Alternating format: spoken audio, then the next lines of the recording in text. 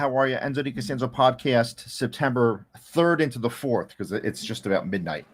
But yeah, I'm surprised. So we're on our third video now. This is our third introductory video. So we're doing them in pieces. We went over the Blackboard website and how to find all the documents up there. And like I said, in terms of the assignments, just follow the lectures. Don't try to be predictive with what's in the syllabus and things of that nature. I'll explain everything as we go along. Okay, so you guys are, so it's crystal clear what you need to work on. Okay. And actually, what we need to do today,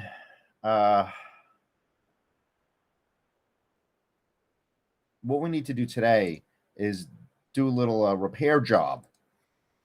You see this? This is the Tesla operating statement. And you see how this says it looks like 67,210, but it's not. It's really 67,210 million. But see, this says thousands. That's not. Thousands means 3 more zeros. Either I need to make this millions, or what I'm gonna do is put 3, even though it may not be 3 zeros, but I have to hold the places for all of this. Okay, so we're gonna do 3 more. So it's a little painstaking to work on it. And then in here, 3 more zeros, 3 more zeros. Folks, myself included, I need a spring training too. The last video I looked online, the last video we made was April 15th to a couple days ago. So myself included needs a little bit of rehearsal. Okay, so I apologize for having to make this change. But like I said, as long as you fix what's going on, that's always the important thing. And it's just your inputs.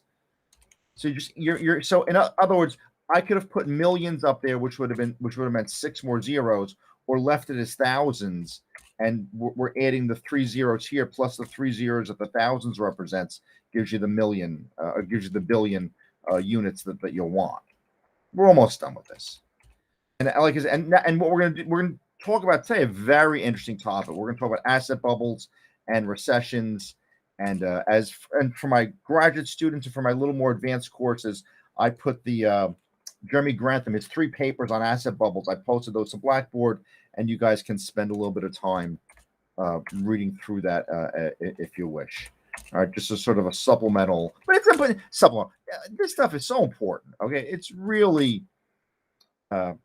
Really what you need to know. And folks, like I say, I really hate to get overly political on my podcast and in class and things of that nature, but you can't ignore what's going on. Okay, and you need to be ready. And what I'm trying to do, I'm trying to satisfy my conscience here with you guys, or whatever St. Peter's or whatever other people are looking at this. That I've prepared you as best we can for a world that's not like the world that my parents grew up in, certainly not like the world that I grew up in, or anything like that.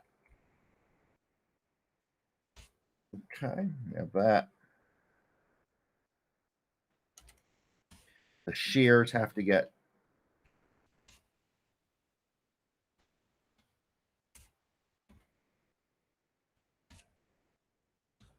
the depreciation numbers. There's 3 more. Now, I'll tell you, if you probably go to Bloomberg or something, you'll probably get, these won't be zeros. These will be other numbers. And actually, this is the Warren Buffett math that we were using. We're going to just slide this over here a bit, and we'll get to this. And actually, I was thinking about the Warren Buffett, the dividend yield. And I think we made not today, but the 4th video, we might work on that. So like I said, I'm sort of creatively, piecing this together as we go along, satisfying the introductory economics section, satisfying the intermediate section, satisfying the international finance section, which international finance, it's just economics and finance, okay, where there's an exchange rate involved. And I said this the other day, and I'm going to probably keep saying it. We don't make transactions based on what the exchange rate is, okay, and it's certainly not between the dollar and the euro. Okay, that's pretty stable, and the currencies are made to be stable. Okay, that's something to keep in mind.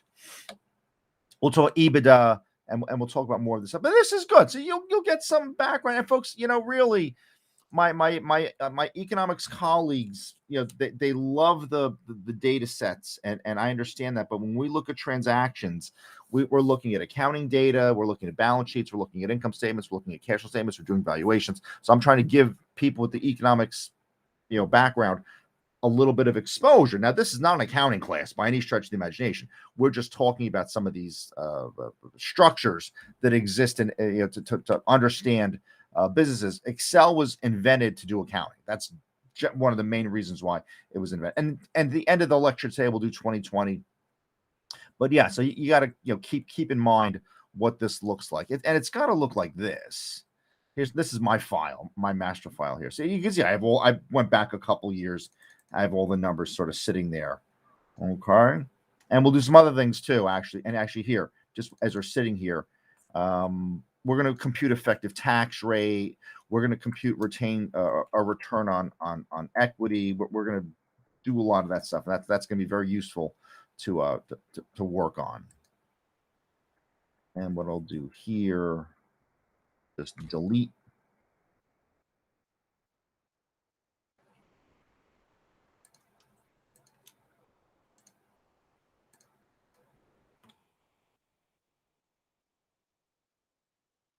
Oh, and we'll go over return on equity and the DuPont method. It'll be good. It'll be a good exercise to work on that material. Okay, this we don't need anymore. So file, close. Okay. All right. So we did a little house. So again, I apologize for not having those zeros in there, but now they're in there. So, and again, looking at this is in millions. This is in thousands. That's why you need the extra 3 zeros. Okay. And it's good you learn a little dimensional analysis. The physics crowd, the chemistry crowd learn that stuff all the time. Okay.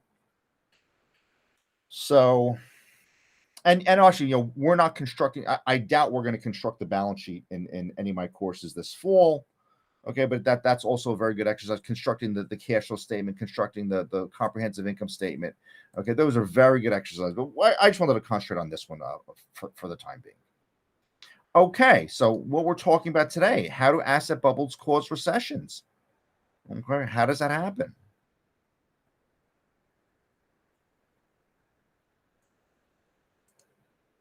And we're going to talk about supply and demand. We're going to talk about what happened in the 1990s. We're going to talk about the real estate bubble in the early 2000s. Okay, the stock market bubble in the 20s. So yeah, so obviously asset bubbles are followed by sharp economic downturns. Okay, and it says asset price bubbles shoulder the blame for some of the most devastating recessions in history. Okay, and we've had a dozen or so recessions going back 120 years or whatever it is. So every 7, 8, 10 years, there's something like a recession, some deeper than others. Okay, and there's 3 of them listed here. Yeah, the stock market, the classic crash in the 20s, the dot-com bust in the late 90s, and then the real estate, what's known as the Great Recession about a dozen years ago or so, or 50, whatever it is, 15 years ago. And again, economic downturns mean less people working, less people spending, less consumer spending, less earnings, that kind of thing. Valuations on companies are going to decline, that kind of thing. They're devastating for individuals and businesses and especially who maybe either you're investing or buying property, and then the real estate values might fall off the end of a cliff, and you got a mortgage or a loan for a house for $500,000 that you may not even be able to sell for $350,000 or $400,000 or even $200,000 or $250,000, something like that. Okay, so that's what this line means about investing late and things of that nature. Asset price bubbles bear similarity to a Ponzi scheme. The inevitable collapse of the bubbles wipes out the net worth of investors and causes exposed businesses to fail, potentially touching off a cascade of debt deflation, financial panic that spread to other parts of the economy, resulting in a period of higher unemployment, lower production that characterize a recession. So again, we've touched so many of the different courses that I teach with just that one paragraph, and you know something, when you really get into economics, you start to walk around and see employment, see interest rates, see inflation, see all the economic variables that you look at, see all the accounting data that you look at as you walk around, people working, people spending, what's the profit margin of that vegetable stand on Main Street in Queens and things of that nature. You'll start to think that way when you're constantly thinking about it, like I am. Okay, debt deflation means uh, you're not going to have price appreciation as much.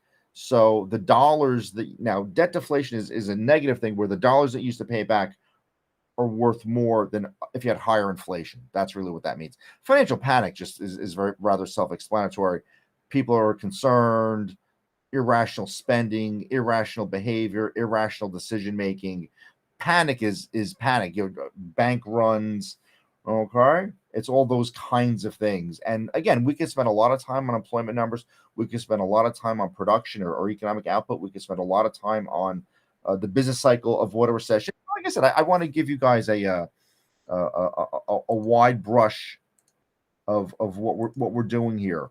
So you leave the course, and especially if you just take one course with me, you leave the course with some idea of accounting, some idea of finance, some idea of economics, and but again, addressing the specific topics in the courses. So asset bubbles exist when market prices in some sectors increase over time and trade far higher than fundamentals would suggest. Now, fundamentals means what the earnings are, how efficient the company is, what the revenues are, what the costs and the expenses are, what the competitive advantage of the company is, what the growth prospects of the company look like. Those are fundamentals, okay? And generally, the price per earnings in the market is that 13 to 20% or 15 to 20%. You're spending $15 for a dollar of earnings generally. If you're way past that, okay, then I think with the Tesla numbers. Let's check out the price per earnings for. Like I said, I don't want to sit there and start examining every company that there is. There's got to be a PE here for Tesla somewhere. Revenues, EBIT, balance sheet. Wow. All right, price per earnings for Tesla 70, 70, 60, 70. Those are some of the current ones. A couple years ago, 2022 into 2023 was maybe whatever the 24 here, 54. But again, think about that ratio. Think about the ratio of price per earnings. It's what you're paying versus what the company's earning. So the way to make this big is have a higher price and lower earnings. If you're earning a lot, you make the denominator bigger and you flatten out this number a bit, make it a little bit smaller, make it a little bit more reasonable. But that's what, again, it's $245 a share. It's Elon Musk, and the guy's got star power. He's a young Trump in technology is really what he is. Okay, so that's pretty much, yeah. And then the Buffett would care about the price to book value in terms of the equity. Now this is pretty reasonable.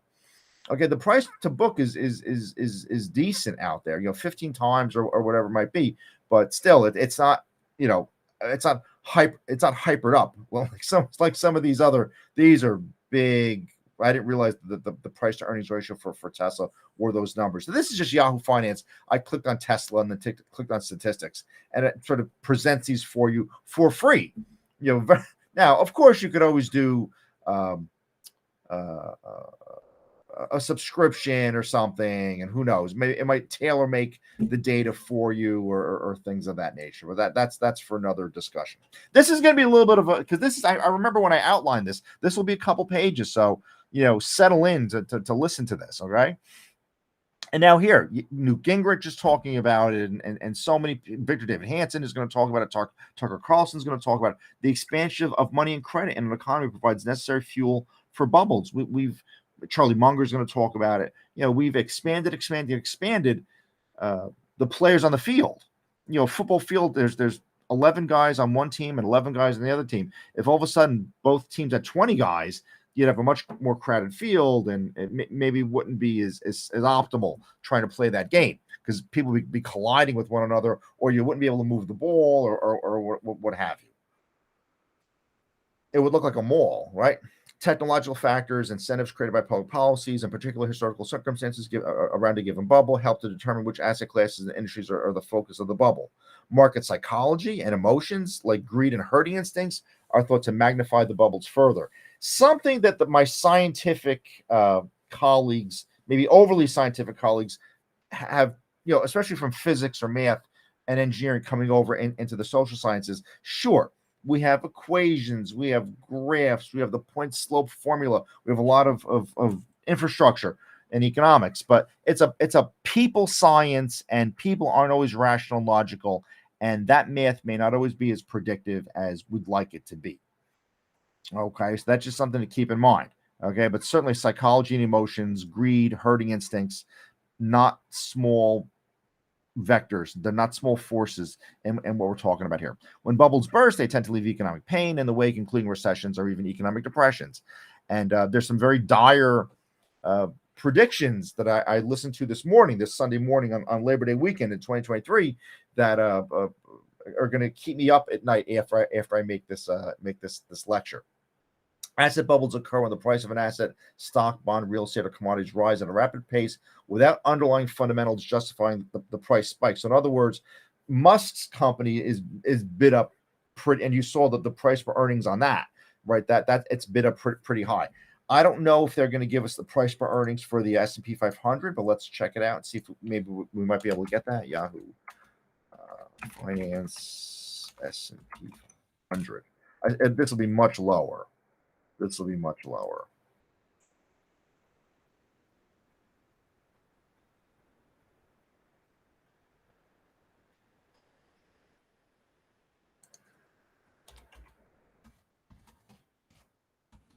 But it's not 60. Okay, it's not 60. Yeah, you can see 20. It's in the 20s. It's in the 20s. A year ago today. All right, this is from the Wall Street Journal. So Tesla's trading way past these numbers, way past them. There's the S&P 500, 20 right now. It was 21. The dividend yield is, and we'll go through these, okay? Well, but again, this is the stuff that you're going to need, and I want to have a good conscience that I told you, we made the optimal use of our time. It's normal to see prices rising and falling as buyers and sellers discover and move towards equilibrium in a series of successive trades. It's normal to see prices overshoot and undershoot the prices implied by the fundamental of supply and demand. And again, this is where the better graphing ability that you have, that's going to help you. Okay, but here, let's just look at S&P 500. Yeah, there's a graph there, but let's do this. Let's look at St. Louis. I probably should have entered this.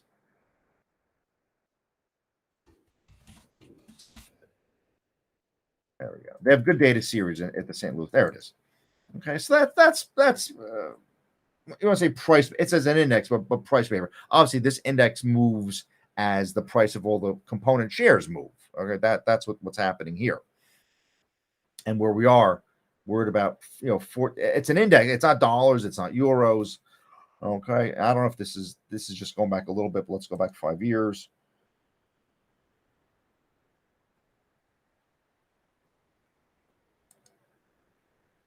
And it's not letting me do it. There's 10 years with a 5-year link. Oh, it's 5. There it is. Anyway, okay, yeah, 5. Okay. So, yeah, obviously this is COVID. You had the big drop here. And then you had some fluctuations. But that's how a price behaves. Okay, that's how a price behaves.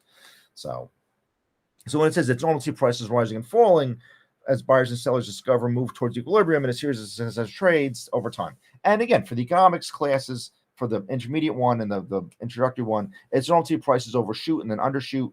And the price is implied by the fundamentals of supply and demand as this process proceeds. And this has been readily demonstrated by economists in controlled experiments.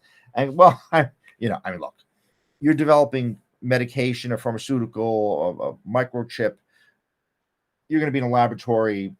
You're going to put some chemicals together. You're going to either make your memory circuit, you're going to make your pharmaceutical, you're going to make your drug, and it's going to work or it's not going to work. Okay, but to sit there and say, well, we did an experiment, and and economists determine this or that about how people are going to behave based on what we did in a laboratory somewhere. I mean, in terms of economics, it just doesn't. That just doesn't hold so much water. Okay, but here, in terms of my cousins always tell me about this.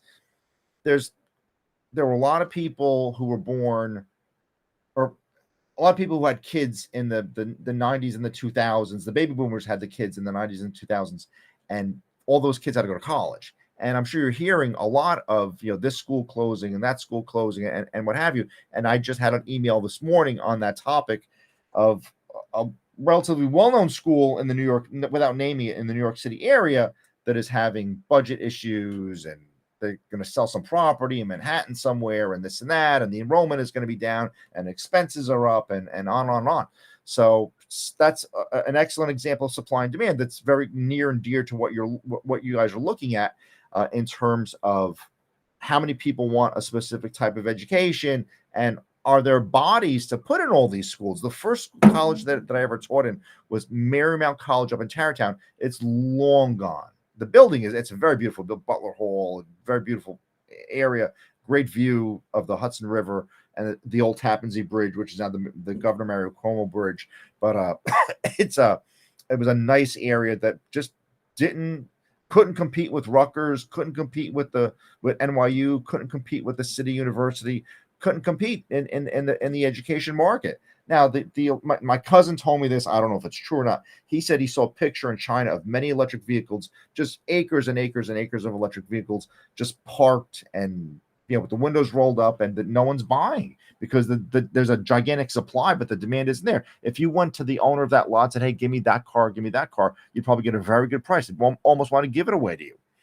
Okay, now it's funny. Real estate in northern New Jersey, even though it goes through its cycles, we're a big immigrant destination. It's Irish immigrants, the German immigrants, the Italian immigrants, the Polish immigrants, okay, the Latin American immigrants. So we're a port city. It's hard to see us being an empty town like up in Maine somewhere or something like that. So in other words, we have a certain amount of supply of housing, we have a certain supply of public transportation, we have a certain supply of jobs, and there's a lot of people demanding that all the time, even though you might see some fluctuations, but there's that demand is pretty strong, and it's going to continue to be pretty strong. I don't drive through Newark or Patterson or Jersey City and see many empty, desolate neighborhoods. I really don't see too much of that.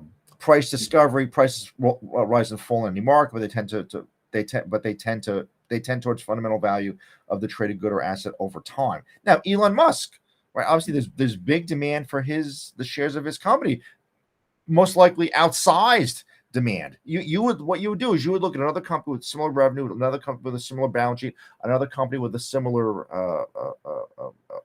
profit number and expenses number and cash flow numbers and what they make, and you would compare. And most likely he's overpriced probably to other automakers dramatically. And here, just as we're sitting here, let's just look at General Motors. Yahoo.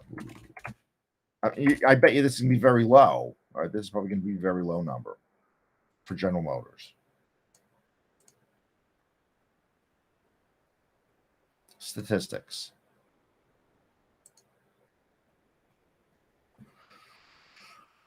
Yeah, very low.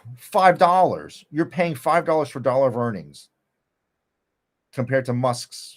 But again, no one from General Motors is being interviewed all the time and buying Twitter and involved in the space program. So all of those other things makes him a very young, probably a much smarter Trump than Trump himself. So actual market price may either be above or below the implicit equilibrium price. Now, again, that's if you think. Now, I always think about sort of how we're doing things. The demand curve has a negative slope. The supply curve has a positive slope. Where those two curves intersect is generally your equilibrium price. I've taught the slope and the point slope formula and how to make graphs of all those things, over and over and over again. And it takes an enormous amount of time to do that. Okay, so you just got to picture in your head a positively sloped supply curve, a negatively sloped demand curve, and right in the middle is the equilibrium price. So in other words, there's a certain number of Teslas that the Musk is producing and a certain number of Teslas that people are willing to buy at a certain price. That's the equilibrium, is what that is. So that given point is the fundamental of supply and demand over time, while the price discovery process is simultaneously in motion. So again, this is an alive thing. How people are feeling, what their sentiment is, what the perceptions for the future are. Oh, and also we have the sentiment, and we're not going to talk about them today, but the consumer confidence sentiment and the Michigan index, the consumer confidence board, and then the Michigan, what the expectation is of real estate prices and what you're going to earn and what you're going to have in your bank account and what you're going to pay for milk and eggs and chopped beef and things of that nature. We'll talk about that at some point. But how people feel and talking to business owners and consumers and and listen, when I stand in line at McDonald's, when I stand in line at Walmart, when I stand in line at a ShopRite, I really try to listen in to other conversations. And there was and this stuck in my mind, and this was just a couple of weeks ago. I was at the self checkout at the Walmart in Secaucus, and there was a husband and a wife, a young husband and wife, maybe around 30 or thereabouts. And the husband said to the wife, "We got to go to ShopRite from now on." I think, in other words, as they were shopping through Walmart, they were hooked into spending so much in terms of that they felt the prices were so good that they didn't want to miss out on getting ketchup and sugar and mayonnaise or whatever it might be at a very good price. Maybe they over purchased, and the husband was sort of complaining to the wife about that.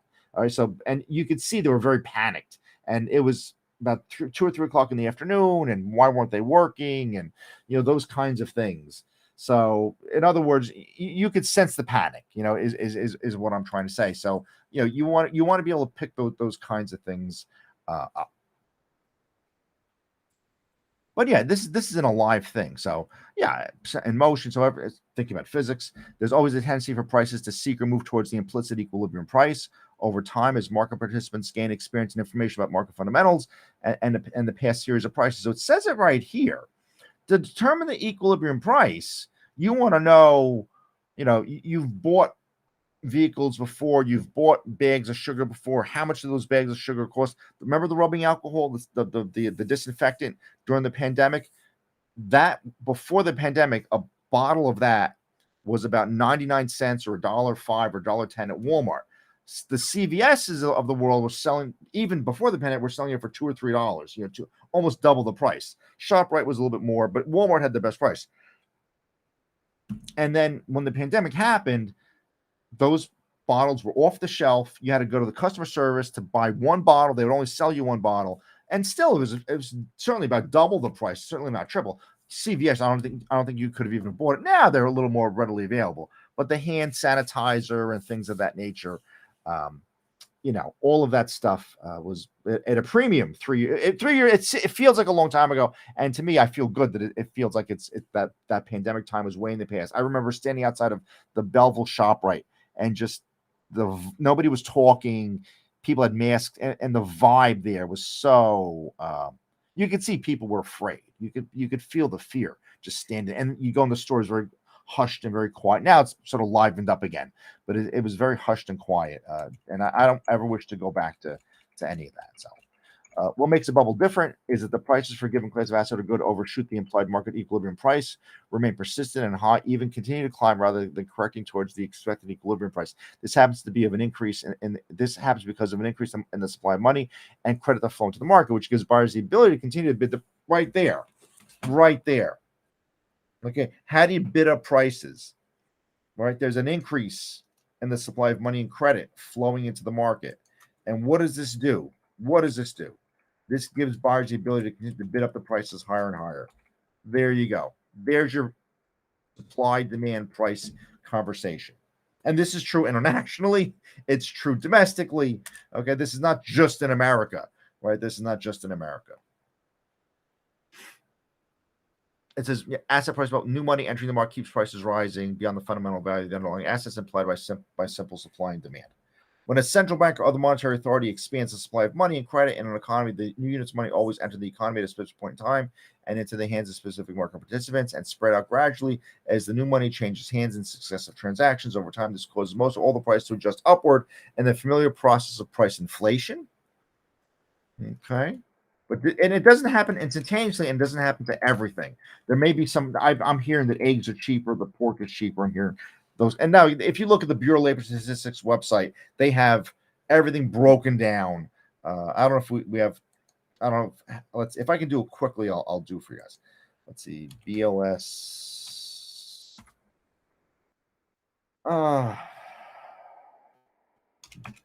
Data.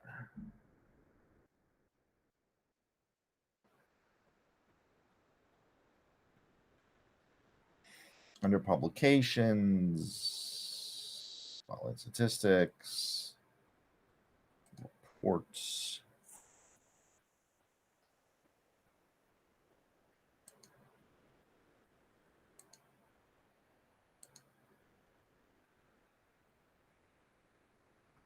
Resources right there. Here we go. Okay. Payroll is increasing.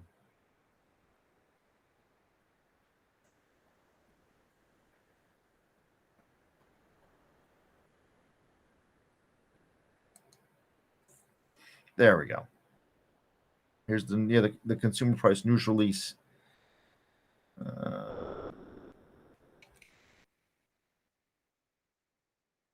There we go. Food changes, and yeah, they do the percent change for you. Fruits and vegetables are up from a year ago about 3%, and dairy's up about 1%. This July from previous July, they have seasonally. If you like statistics, this would be a great job for you. But let's look. Let's just sort of perceive this. Gasoline is down 20%. Energy commodities are down 20%. Okay, cereals and bakery products are up 7%. Food is up about 5% in general. Okay, and then you have these indices, all items less food and energy, and on and on and on, and it really breaks it down: cooks, cakes, meats, fish, and it gives you the percentage changes. Okay, let's see if we see pork anywhere. Here's pork right there. Yeah, pork's down about 4%. I heard that on Fox News. How are eggs doing? Eggs, meat, pork, poultry. Here's eggs. Eggs are down 13%. Milk is down about 3%. Okay, so yeah, and you ever see the graphics on Fox News? So this is the CPI report, basically the CPI news release. You could get a PDF of this or something. But again, this is an important website to really have some sort of sense of what's going on there. But yeah, so yeah, they put a little graphic, a picture of eggs and a picture of a gasoline pump or something like that. Early recipients of the money are able to bid up prices for assets and goods and that they have purchased before prices in the rest of the economy rise. This is part of the economic phenomenon called the Cantillon effect. When buying activity in the market is focused on a specific asset class or class of class of assets or economic goods by the circumstances of the time, then the relative prices of those assets rise compared to other goods in the economy. This is what produces an asset bubble. Okay. So the prices of these assets no longer reflect just the real conditions of supply and demand relative to all other goods in the economy, but are driven higher by the effect of new money entering the economy. Okay, that's really what that is. No longer reflect.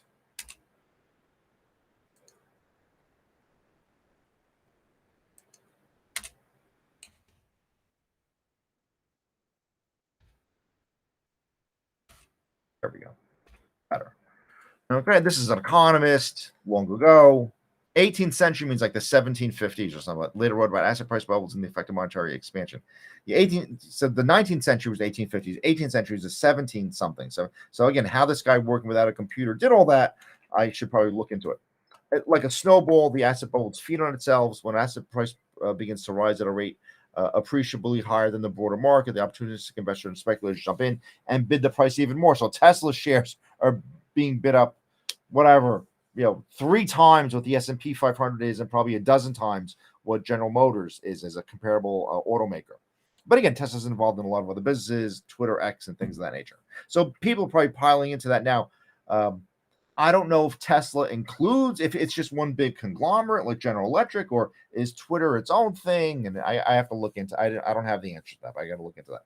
The expectation of future price appreciation in the bubble assets itself drives the bubble prices even higher. The flood of investment dollars into the asset pushes the price to even more inflated levels. All right, so we're seeing how sort of the now there's no math equation, there's no slope that's going to tell you about any of this. Okay, you just can sort of have to understand the characterization of this behavior is what I'm trying to outline in this lecture today. The real trouble starts when the bubble starts to pick up so much speed that everyday people, effectively, the last recipients of the newly created money as it trickles down through their wages and business income, many of whom have little to no investing experience, take notice and decide they too can profit from rising prices. At this point, the prices throughout the economy already have begun to rise, and the new money is spread through the economy to reach the pockets of these everyday people because it's now circulating throughout the economy. The new money no longer has the power to continue pushing relative prices of the bubble assets up compared with other goods and assets. So in other words, you don't want to be the last person in the casino with this stuff. In terms of investing, and you should wait until interest rates are high now. And if you have cash, it's a very good time to get into fixed income. And I would make, if I were you, my personal financial planning advice would be I'd make an arrangement for the next 30 years to if you could make 6, 7, 8%, you probably can for a couple years, a couple decades. I would do it.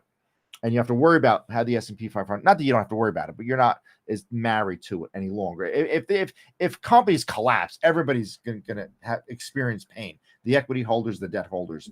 Okay, everybody's going to experience. Now, Buffett would always say, "Oh, well, equity." But he's also an expert at this stuff and knows when to do it. Even though he says, "I don't time the market," but don't believe that. Okay, what does he mean when he says, "Oh, well, if it's a price we don't like, we don't buy it"? That's timing the market. All right, and then he gets on whatever MSNBC or CNNBC. I think it's CNNBC or something. He goes, "Oh, we don't worry about what the macro economy, what's going on in the macro economy." How could you not? How could you not? The guy's worth $100 billion and commands God knows what. I think the share price of his company is about $500,000. Most people can even afford to buy a share of that. I don't. There was a guy from Rutgers bought some kind of share. I don't know if it was $500,000. He bought maybe a Class B share, something like that. But and then he went out to the annual the shareholders meeting. He went out to Omaha or wherever it is, out in Nebraska somewhere. So about 10 years ago, the guy did that. Early recipients of the new money sell to latecomers, realizing outsized profits. These late buyers, however, realize little or no gain as the price bubble stalls for the want of new money. This price bubble is no longer sustainable without additional injections of new money or credit by the central bank or monetary authority. So you can't keep printing money. Okay, Charlie Munger would say it, and anybody who's giving you sincere guidance or sincere commentary would tell you that. This is there. The bubble begins to deflate. Other prices in the economy are rising to normalize the relative price of the bubble assets, and no new money is entering the economy to fuel more bubble price rises, both of which also dampen expectations of future bubble prices appreciation. So late buyers are disappointed about the lackluster gains, and the speculative optimism that is magnified. The bubbles rise now reverses, and bubble prices fall back to those implied by the market fundamentals. The central bank or other monetary authority may at this point continue to do inflative policy or expansionary policy by injecting more new money and repeating the process as described. But alternatively, after a sustained period of monetary injections of bubble inflation, it may cut back on injecting new money to tamp down consumer prices and wage inflation, which is where we are now. And sometimes a real economic shock, such as spikes in oil prices, help trigger a cutback in monetary injections. And we'll try to have a video on economic shocks. We'll try to have some sort of a discussion. So I got to remember sentiment, right? Consumer sentiment. So this is 52. Yeah, we do. Yeah, consumer confidence versus consumer sentiment. Okay.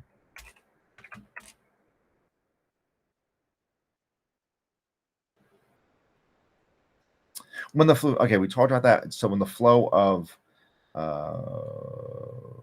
historical. Okay, we're going to look at some historical examples. It says when the flow of new money stops, or even slow substantially, this can cause the bubble to burst, that sends prices falling precipitously and wreaks havoc for latecomers to the game. most of them lose a large percentage of their investments. The bursting of the bubble is also the final realization of the Cantillon effect. What unfolds is not just a change in relative prices on paper during the rise of the bubble, but also a large-scale transfer of real wealth and income from latecomers to the early recipients of the newly created money who started the bubble. So yeah, I mean that's that whole. I don't talk about wealth transfers so much and income transfers, but that's a redistribution of wealth and income. That's what goes on here. Okay, so and again, people liken this to these very unseemly schemes here, right? A Ponzi scheme, a pyramid scheme, okay, where a Ponzi scheme is investors come in, you're paying the original investors with the new investors' money, and you're telling them, oh, you're making 10% a year, whatever, and all they're doing is taking money from newer investors and giving it to the original investors, and that's all. That's what the Ponzi scheme is.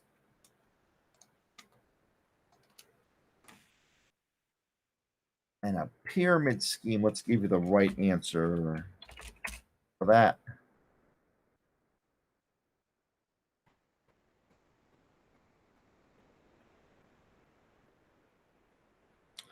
Yeah, you keep ratcheting up your participants is what you're doing. So my mom watches the King of Queens or whatever it is, and it's with that heavy guy Kevin James and the woman, the Scientologist woman.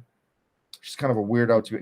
I think she's a pretty. The first couple of years she was pretty. Then she got really heavy, but she's attractive. At the beginning of that, and then as I started to get to know her personality a little bit, just through interviews, she's really somebody that she was a big turnoff in terms of, which is a shame because I think that's an attractive. The way she looks is, I think, very attractive. But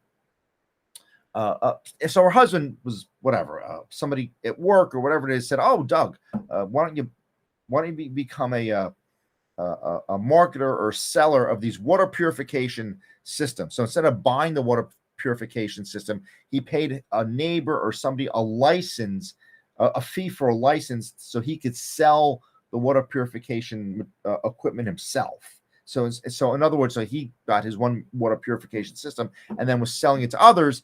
But how many people are willing to buy that stuff? And then someone's collecting fees to give you a license to sell these. That's somewhat of a pyramid scheme. And it's a business model that recruits members, a promise of payment or services for enrolling others in the scheme rather than supplying investments or sale of products themselves. Okay, so it's somewhat. And again, get to know what Ponzi means, what pyramid means.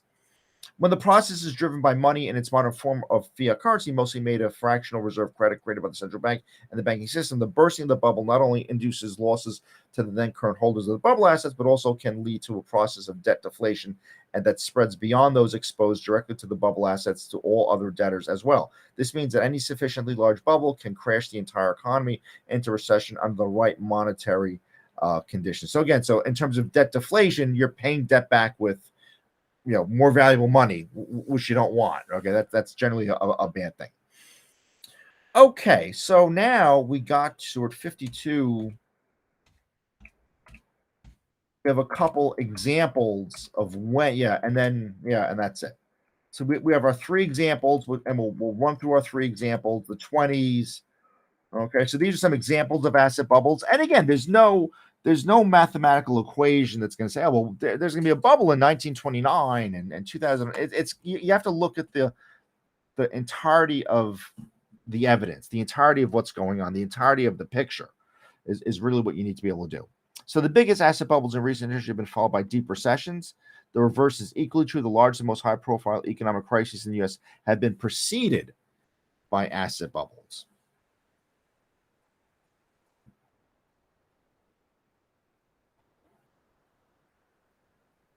Well, yeah, I mean, it is the largest, most high-profile crisis have been right. There's asset bubble, then there's a deep recession. So it's not really the reverse, but okay. So while the correlation between asset bubbles and recessions is irrefutable, economists debate the strength and cause-effect relationship, or the strength of the cause and effect. Is the asset bubble causing the recession, or are there fundamentals in the economy that's making that happen? Not enough workers, too many people working, or whatever it might be. Many argue the other economic factors may contribute to recessions and that each recession is unique, so general causes can't really be Scientists love an equation. We love to formalize something. So if we see these three things happen, and then in 20 years we see the same three events happening again, then we'll be able to predict, some bad news coming, for the economy, that kind of thinking. Oops. Economists, some of them dispute the existence of bubbles. I don't know where those people live, arguing that large real economic shocks randomly knock the economy into recession from time to time, and independent of financial factors, that price bubbles and crashes are simply the optimal market response to changing real fundamentals. That could be true. So again, one that none of us remember, including me. And I don't even think because my parents were born. My father was born in 1923. My mother was born in 1926. So yeah, so this was even before them. And mom's almost 100, right? She's almost 100. So the 1920s began with a deep but short recession that gave way to a prolonged period of economic expansion, a deep but short recession that gave way to a prolonged period. Okay, I began lavish wealth, So if you read the Great Gatsby, it was a book that was written about the 1920s, and also there was a movie put out about it, I think, in the 70s, and it's been on cable the last couple weeks. Became an American mainstay during the so-called Roaring '20s. The bubble started when the Fed eased credit requirements, sound familiar, lowered interest rates, does that sound familiar? And the second half of 21 into 22, hoping to spur borrowing, but by increasing the money supply and stimulating the economy. But the economy overheated. And this is before computers, and even before. And see, when I say computers, I mean also communication. The telephone wasn't very old, right? Well, I think in some of my videos I've gone back. When was, I forget the year that the phone was invented. It says 150 years, 1876. So around the time NJIT in St. Peter's was 1872, NJIT was 1881. So the telephone was born around the time those colleges were born. So it's the communication. What's going on in California? What's going on in Nevada? People before the 1870s, you had to travel. You had like a runner, a guy on a horse. He would take a message to somebody, whatever it might be. That's how people communicate. How did you communicate? Right? That's how you communicate. There were no satellites. There was none of that type of thing.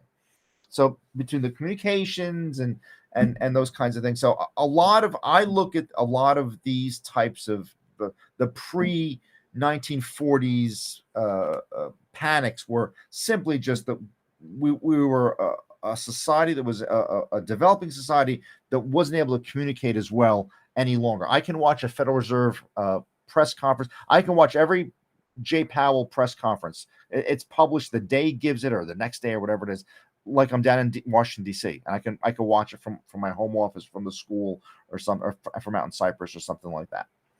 Consumers and businesses began to take on more debt than ever. By the middle of the decade, there was an additional $500 million in circulation compared with 5 years earlier, and the Fed's easy money policies extended through most of the 1920s, and stock prices soared as a result of new money flowing into the economy through the banking system. And what the Roaring '20s were: expansion of the supply of money and credit, fueled massive bubble in stock prices, widespread adoption of the phone. Yeah, there we go. And the shift from a majority. Now, the phone was invented, whatever that was, almost 50 years earlier, or 45 years earlier, but everyone didn't have one. The cell phone, there were cell phones in Miami Vice. And remember the Miami Vice television show from the 1980s? There were cell phones in that, but that didn't mean everybody had a cell phone in 1985. Okay, cell phones, it took 20 years before most people had cell phones, 20, 30 years from that. But you ever look at the phone on Miami Vice? It's a big thing. It looks like a sneaker. It's like a big thing. It's not like what we have now. Widespread phone, shift from majority rural to majority urban. So again, that's, I'll tell you, that's also what's going on right now. You're having, everyone's living in cities and it's bouncing back to the countries and things of that nature. So, that how people, are we meant to be on top of each other? Are we really meant to? I don't think so. I don't think so. So, right, from rural to majority urban populations, the appeal of more sophisticated savings and investment strategies, stock ownership versus traditionally popular savings account. And again, I was going to say how sophisticated an investor could be in the 20s compared to today. The excess of the 20s was fun, but it was far from sustainable. Cracks began to appear in the facade. But the problem was the debt had fueled too much of the decade's extravagance. Investors, the general public, and banks eventually became skeptical that the continued extension of new credit could go on forever and began to cut back to protect themselves from eventual speculative losses. And again, that's speculating in general is the problem here. Okay, if you're just gambling on the direction of a price movement. So savvy investors, the ones tuned into the idea that the good times were about to end, began profit taking, and they locked in their gains, anticipating a coming market decline. There was a massive sell-off.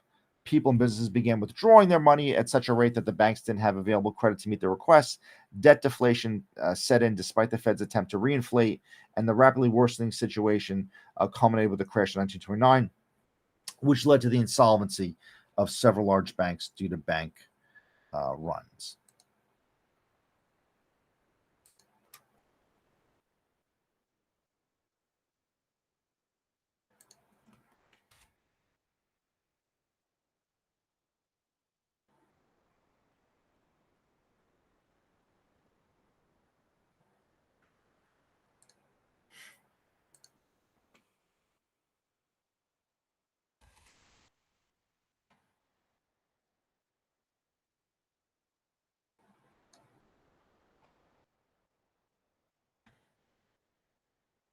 We want to get later. We'll get to that later. I keep seeing it, so we're going to talk about it. So yeah. So what happened all throughout the 20s culminated with the what we consider the Great Depression in 29, which led to the insolvency of several banks and bank runs. In other words, all the investors wanted the money back. The Great Depression, you can see how long it lasted. Certainly all of the 30s, and really the country. You can't say World War II had nothing. That we were in. World War II happened after the. You can't say that those weren't connected. It definitely was connected. Okay, so and the economy was sped up dramatically during producing ships and planes and ammunition and rifles and uniforms and all these supplies and so many. There were some statistics given. I don't know if you guys were so much aware of how World War II happened, but we were the United States was supporting Great Britain, which is if you look on the map, if you look sort of horizontally from Maine, it's sort of on the other side of the Atlantic, and we were sending. I forget the number of how many supply ships and how many supply ships were sunk and how many tons of supplies and whatever we sent over there were being sunk, but it was a lot. And the German submarines would torpedo these supply ships that I think were eventually protected by destroyers or other naval vessels or naval aircraft or something like that. But we didn't have planes back then where you could just fly. There was the Germans could only fly so far out of France. The Americans could only fly so far off the coast of North America. So there was that dead spot in the middle where the submarines, unless they were Navy ships escorting, and they were at risk too. A destroyer was as much at risk as a supply ship that wasn't armed to these German submarines. So a lot of ships, a lot of tons of. There's pictures from the early 1940s, and it went on for I don't know about a year, but it was a good number of months where the Germans were sinking a ship a day or something like that, but something outrageous.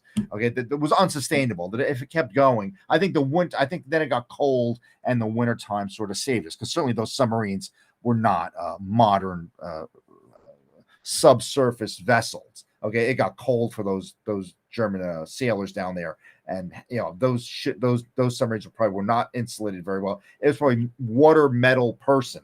There was no insulation, and it was too cold for those guys to operate down there. So the 1990s dot-com bubble, the early 2000s recession. By 1990, the word internet, web, and online didn't even exist, and I remember that time. And by 1999, they dominated the economy, or at least dominated the conversation. The Nasdaq, which tracked all technology-based stocks, was around 700 in 1990, and by the turn of the century was about 10 times bigger. So in other words, $1 invested in 1990 by 2000 was worth $10 or $7. Yeah, $7. $1 was $10. $7. 95, the Fed began easing monetary policy to support the government bailout of the holders of Mexican bonds. I don't remember the Mexican bond debt crisis, but obviously it's obvious what that was. The United States' M2 money supply growth quickly accelerated from less than 1% a year to more than 5%. So again, we had an expansionary monetary policy, and the Fed began injecting new reserves into the banking system, peaking at over 8% by early 1999. And actually, just as we're speaking, and I'm sure I have this stuff somewhere.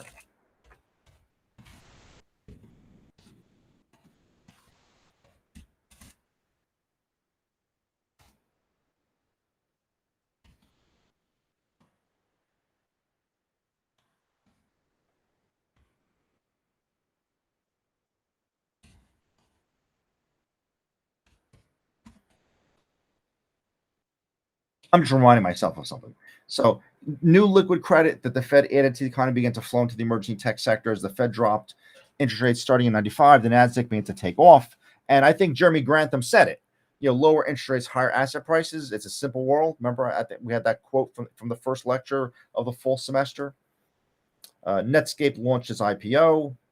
The hype of new technologies can attract the flow of new money investment that leads to a bubble. Okay, the internet changed the way the world lives and does business now. So I remember the promise in the mid 1990s and the late 1990s of what we were doing here with search engines and a far more video on demand kind of a thing. And we're there now. There are movies and television series that are only streamed, and some of the Yankee games in New York are only on streaming services. Okay, so 25 years later, or whatever it is, we've almost 30 years later, we've gotten there, or we're close to there. The Googles and the Yahoos and the Amazons, certainly Google and Amazon have grown dramatically. Yahoo, I don't know what their growth looks like, but hey, we just clicked onto Yahoo Finance, so it's around. Accompanying these success stories, however, was a number of fly-by-night companies with no long-term vision, no innovation, and no products. And because investors were swept up in the mania, these companies still attracted millions of investment dollars without even managing to go public or even releasing a product to the market, believe it or not.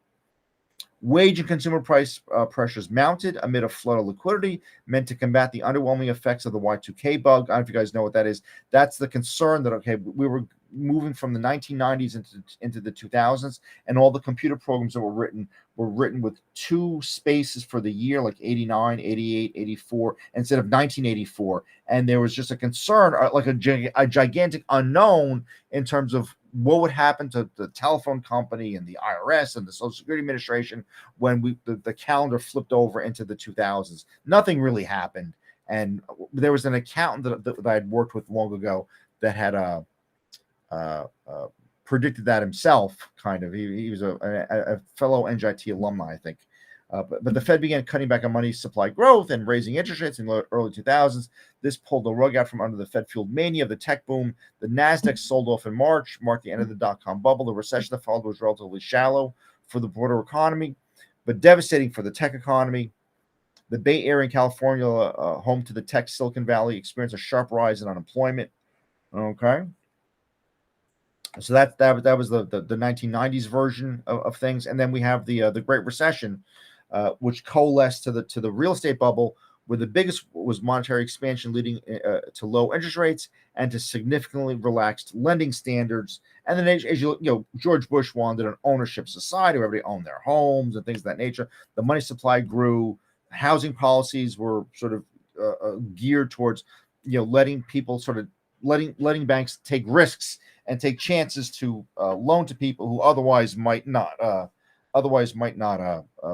qualify for home purchase financing, things of that nature. And Bush deregulated the financial sector, allowing multiplication of exotic new home loan products and credit derivatives based on them. The government policies that have tried to shape the economic trends are almost bound to guide the growth of bubbles in the presence of expansion of money and credit. Okay. We had a house buying fever. I have something on the whole financial crisis, but I'm just going to sort of read through this. But I have something. I remember I made a lecture on that. The house buying fever spread like a drought-fueled conflagration, which means something is being lit on fire here. Lenders, those in high-risk arenas known as subprime, began competing with each other. Who could relax standards the most? and attract the riskiest buyers. One loan product best embodied it. No, what the qualifications were for subprime lenders in the mid 2000s. No income, no job, no asset verification were required for approval, which is insane. Okay, for much of the 2000s, getting a mortgage was easier than getting approved for renting an apartment. Demand for real estate surged. Real estate agents, builders, bankers, and mortgage brokers. It says frolicked, means dancing, danced in the excess, making piles of money as easily as the 1980s Masters of the Universe portrayed in The Bonfire of the Vanities, which is a movie which I never saw that movie. It came out in like the late 1980s or the mid 1980s. One might expect a bubble fueled in large part by the practice of lending hundreds of thousands of dollars to people unable to prove that they had asset values, had assets, or even jobs was unsustainable. Florida, Las Vegas home prices tumbled in the mid 2000s. The entire country was in full economic meltdown by September 2008. Large banks, including Lehman Brothers, became insolvent. Result of tying up too much money in securities backed by aforementioned subprime mortgages. Housing prices tumbled by more than 50%. Michigan, Ohio, California, the resulting Great Depression crashed markets around the world and put many millions out of work and permanently reshaped the structure of the economy. Then there's some questions here. What happens when there's a market bubble? What happens when financial bubbles burst? How do bubbles affect the economy? And sort of what the summary is here. So actually, what I'm going to do, I'm going to because I want to repeat this. So I'm going to gray this out just so we can sort of return to it and just sort of summarize. So we went through the three great asset bubbles that are sort of common to everyday people sort of running around. But I want to review the whole bubble concept here. Okay, so I want to review that. Okay, but there's our asset bubble discussion.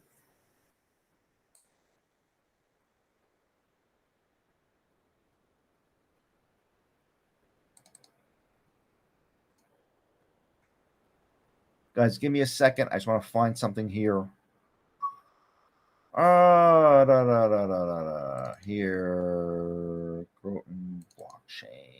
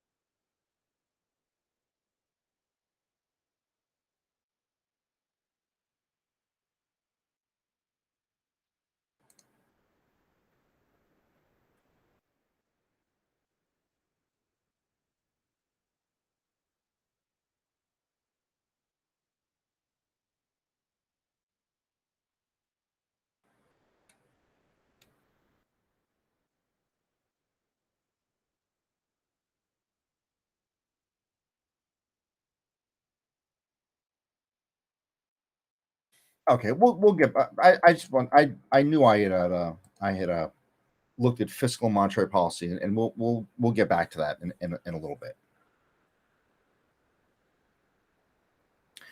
Okay, so we have this. So we looked at some of these topics here. Let's get to the next Elon Musk year or the next Tesla year. So again, you can see this is a company. It's being bid up. So there's some interest in all of this. We're going to not today, but we're going to compute return on equity, return on assets, return on invested capital, which is debt and equity, and we're going to look at the DuPont method. That'll be another video. So, maybe like I said, I have I want to go over consumer confidence. I'm just trying to remember what we're doing here. I want to go over consumer sentiment, confidence, monetary fiscal. All right, that sounds right. Okay, and then ROE.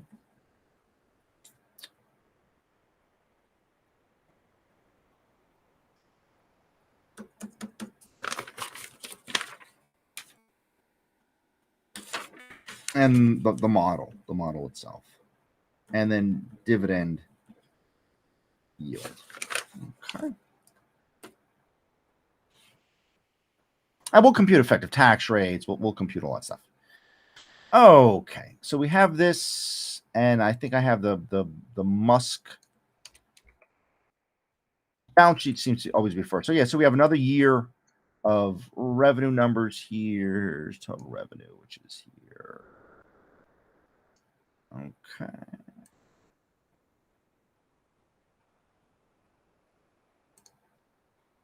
Okay, so we have about 24 billion in automotive sales in 2020. We're almost triple that. We're almost triple that. So this is 24,604. And again, add the 3 more zeros. The combination of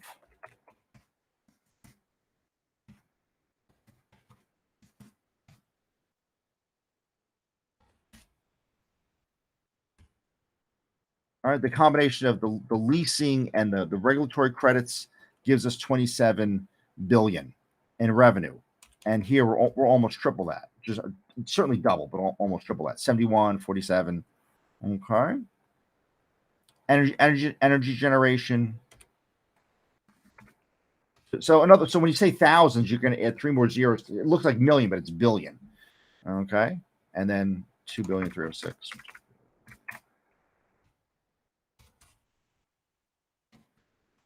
All right. So the total revenue is 31, and here's 81. So again, almost triple. Cost of revenue.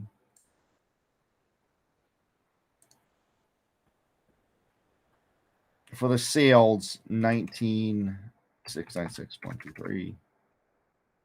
Leasing, 563, 123. Okay.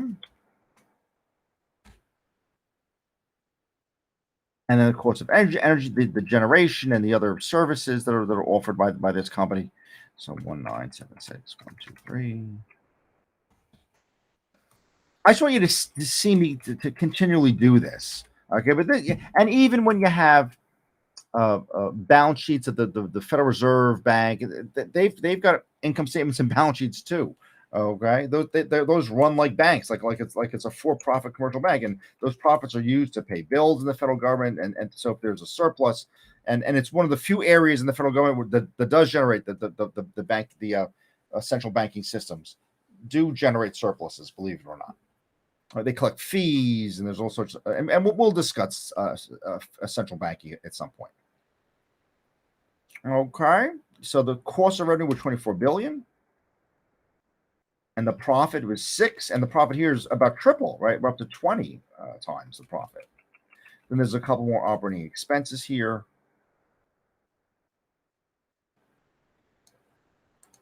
We have 1491, 123, 3145, 123, and you didn't have restructuring this time, so that was 0. 4 billion. Okay. Income from operations is about 2 billion, right? And you can see what you did here. What did you do? Just to remind ourselves of what we did here. We added up the 4 revenue streams, and we subtracted out the 7 expenses. Okay, that's from operations. That's not a gross profit. That's from operations, and we'll yellow this out as we go along. This is built up from the bottom, and we'll get to that. And then you have these sort of non-operating numbers here.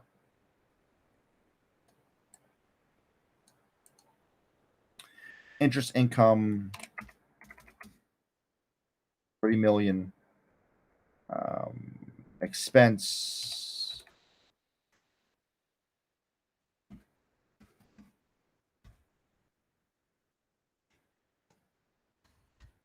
okay, that's about 1.1 billion. With that, the tax number is what?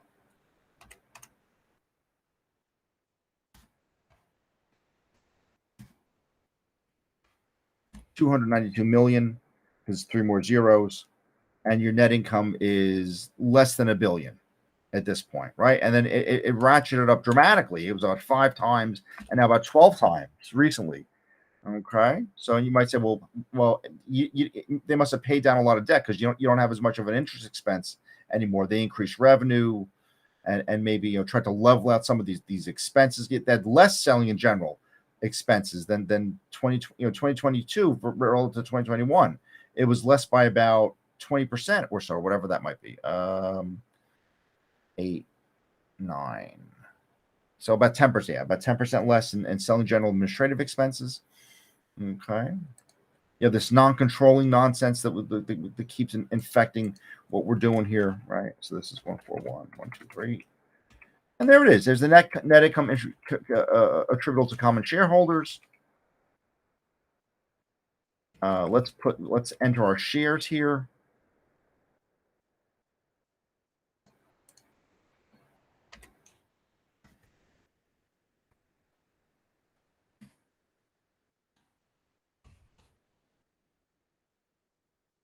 We'll look up the depreciation number in a second. So now the price, again, price per share, or the earnings per share, are dramatically different. Dramatically different. For about the same number of shares, right? So we don't have too much share expansion. Okay, for about the same number of shares. And then the depreciation number is from the cash flow statement, 2322.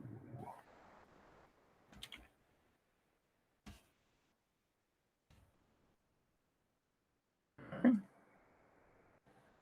So EBITDA would be earnings before interest and taxes, and then you added the depreciation number, right? And this is about 2 billion.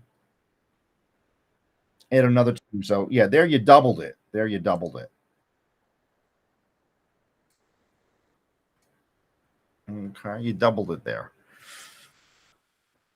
Earnings before interest and taxes, you built up from the bottom, is what you did. So what did you do? You took earnings,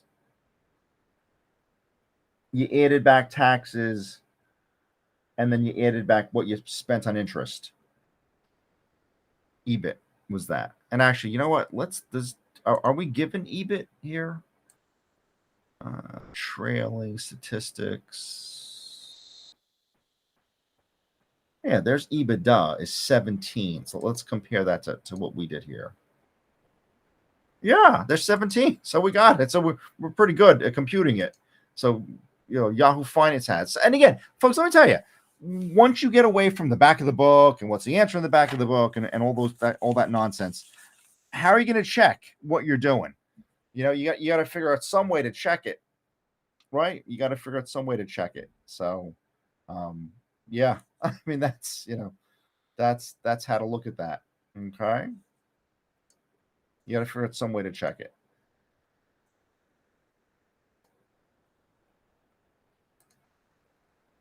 All right. Well, there you go.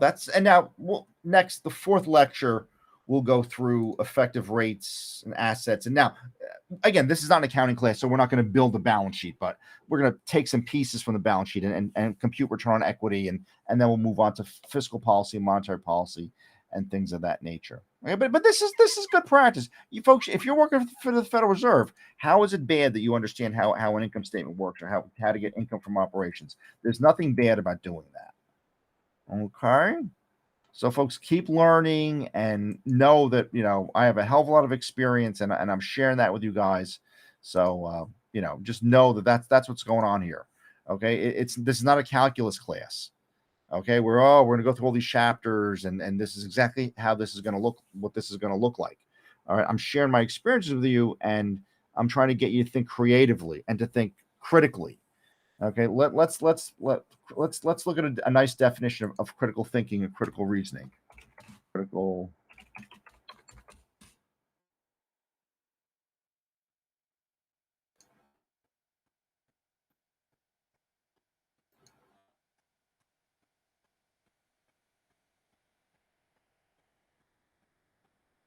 Yeah, inductive reasoning is you draw a conclusion, then you try to build it up. Deductive is you build it from the pieces. Okay, but this is reasoning. Okay, this is critical reasoning. Okay, and Plato and all these other types of people. Let's see. I just want for the recognize problems, find workable means for meeting those problems, understand the importance of prioritization, order. No, that's okay. But there was a better definition of that somewhere. Think for yourself, informal reasoning, critical self reflection. Okay, that's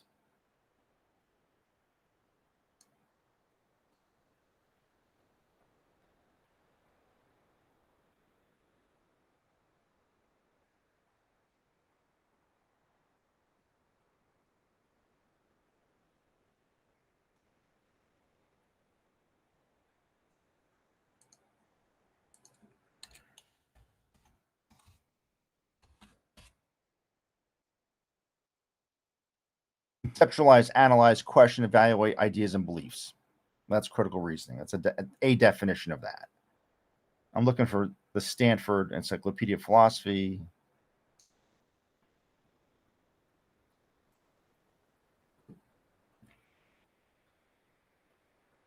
Careful thinking, directed towards a goal. Okay, that kind of a thing. Norms for thinking carefully, thinking of components on which they focus. Okay.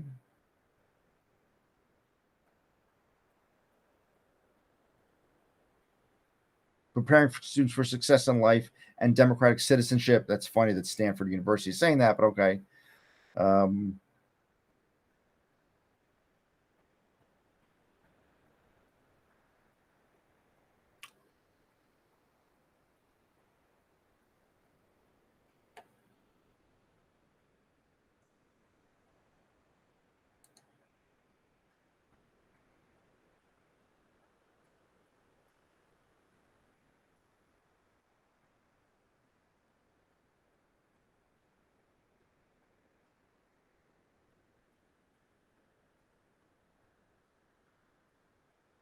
Goal directed thinking.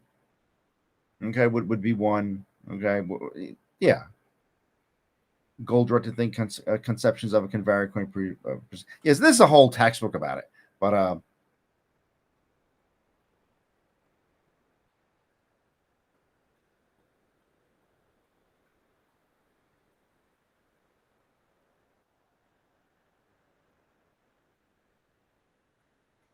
I mean, this is one. It says a characteristic is a characteristic set of principles for assigning basic rights and duties for determining the proper distribution of the benefits and burdens of social cooperation. Is that's what these guys think critical thinking is. I like this other goal oriented thinking or goal directed thinking. I like that's what I have the definition somewhere. I found a good definition of it, something from MIT or something like that. But yeah, actively and skillfully conceptualize, analyze, and question, evaluate. And it's like you're trying to figure out the reasons that something is true that maybe you don't already know to be true. That may be another way to sort of look at it. To analyze facts, generate organize ideas, defend opinions, make comparisons, draw inferences, evaluate arguments, and solve problems. 1986. Okay, it's that kind of a thing. Problem solving, reasoning, and evaluating what's going on. Okay, but I like some of these nice graphics here. Okay, folks, thank you, and we'll see you on part 4 pretty soon.